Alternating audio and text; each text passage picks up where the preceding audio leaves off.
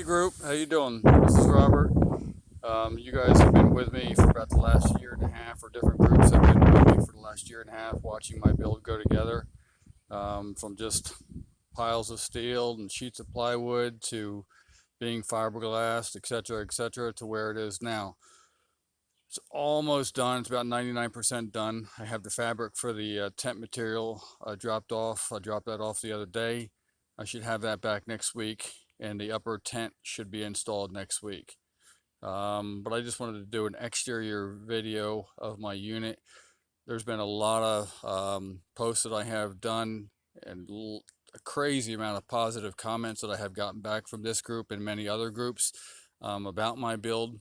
But I just wanted to try to start putting out a video. And just like I've kind of always dropped hints, this is my demo unit. And this is the one that I need to take around and show and see. I do not want to build another complete turnkey unit, but I am looking at the possibility of building kits of this unit. So take a look. If you like it, hit me up, PM me, email me, however you can find a way to get some information to me. And I'll try to keep answering. And again, I appreciate for all the positive feedback and everything that I've gotten for the last year and a half on this. It really helps a lot. But let's start off with the hitch. Everybody's seen this hitch before. It's a lock and roll hitch. I've used this hitch before on 3 other units. This is the 4th unit that I've built, and this is the most complicated unit that I have ever built. It has really kicked my you-know-what. Anyway, this is a lock and roll hitch. I stay with things that I've used before in the past and have never let me down. I lived in Utah for 8 years, 9 years, built 3 units there. I worked for Bean Trailer or Bean Camper, which is Sterling ATM.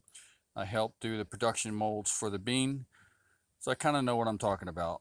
And I also work for Happier Camper building theirs. I'm a production tooler and a fiberglass tech. Of course, now I work in the trade show industry and have worked in the trade show industry for a while. But anyway, enough of that. But this hitch is the really fantastic hitch. I would never put a ball hitch on a camper, especially on a true overlander, and I consider this a true overlander. Balls can release if you pivot them too far, and they bust off, and you got yourself a world of problems. The lock and roll hitches are rated at 11,000 pounds shear strength.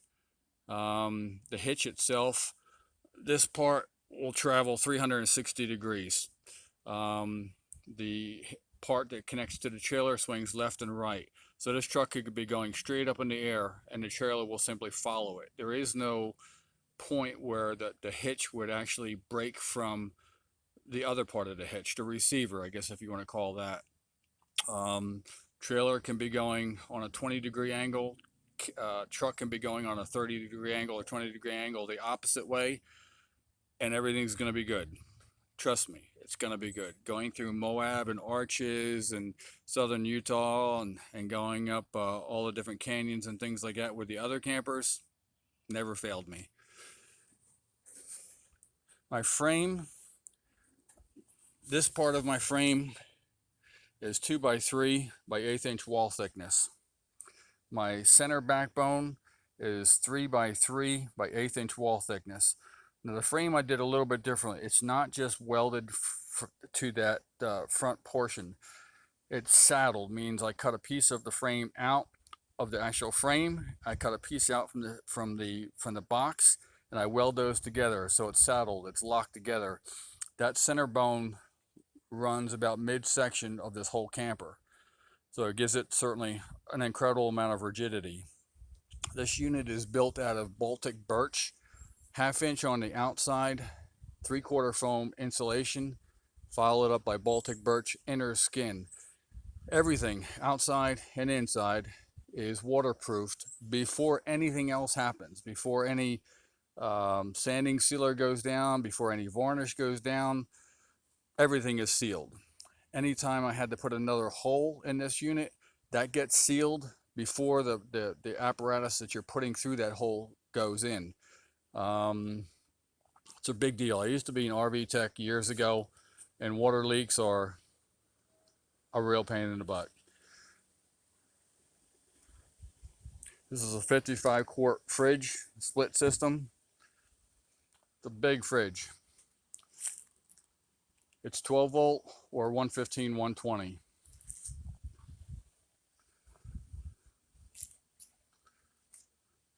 All my slides are 150-pound slides. They're KV slides. Flame King stove, and of course then your sink unit. Everything folds up and slides right back into the hole. You got your weather stripping around there, and it's a compression weather stripping. So when you shut the door, you have to compress the door, lock it.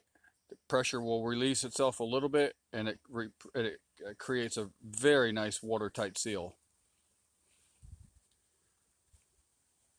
When I build things to last forever. And I generally overbuild things, and I generally using the best materials that I can possibly find. If I don't have the money to do something at the time, I just wait until I do have the money. I don't really shortcome anything. 3 units that I've built before in the past, they're still rolling. My tires are Thunder Tracks 265 75 16s. I've used the tires before in the past. The underside of my fenders, I've actually diamond plated it. So if you throw a rock or something and you just have a fiberglass panel, you run a chance of throwing that rock through that fiberglass panel. So I don't think that's going to happen. Overbuild it? Yeah, probably so. The heat vents, I just put those on, I don't know, sometime this week.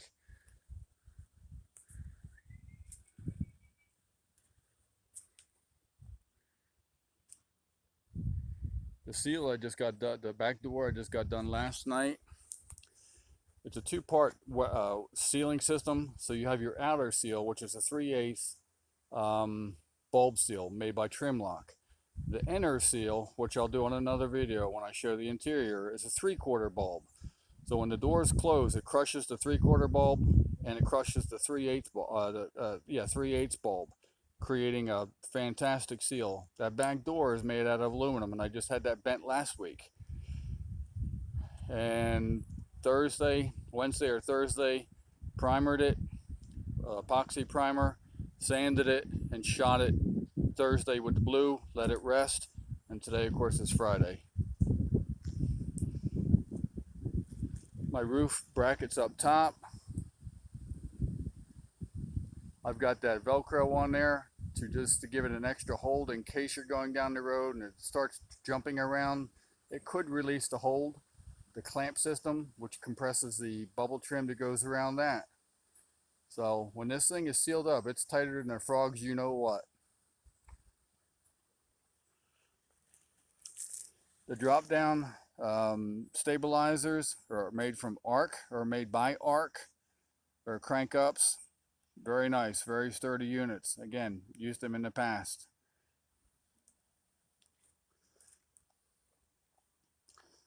My 25-gallon water fill is right there. Let me crawl up underneath.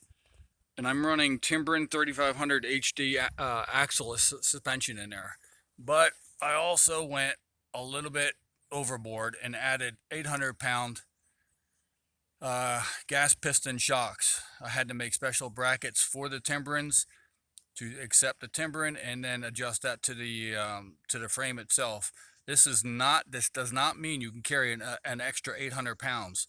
This just means that going over rough roads, climbing over tree stumps, crossing rivers, things like that, it'll balance the ride out and help things out considerably. 25-gallon water tank, turn off valve and drain valves.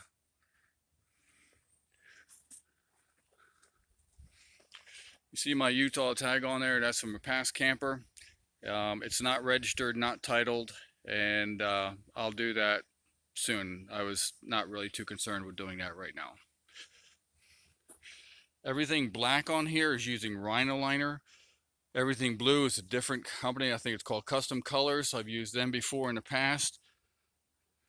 It's a polyurethane or a urethane coating product, and Again, love it, never had a problem with it. This port here, my solar panels or my solar cables come out and then connect to the solar panel. I couldn't find something that I liked, so I drilled out the center part of that. My cables come out to that. My 115, 120 shore power or generator power plug goes in there. The next one to it is for battery charging, for a trickle charger. This container here, or the shelf here, the box here, is to put all your cables, extension cords, gas regulator, so on.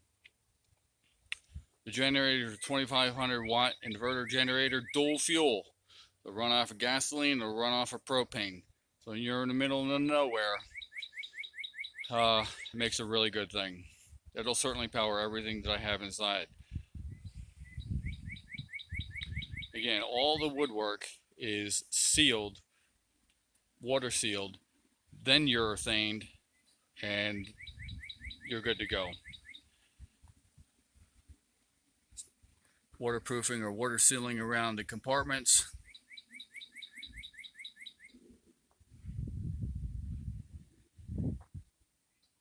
Hinge system up on the roof is a stainless steel full hinge, one side to the other. I did not need to fill up all the holes, so I didn't.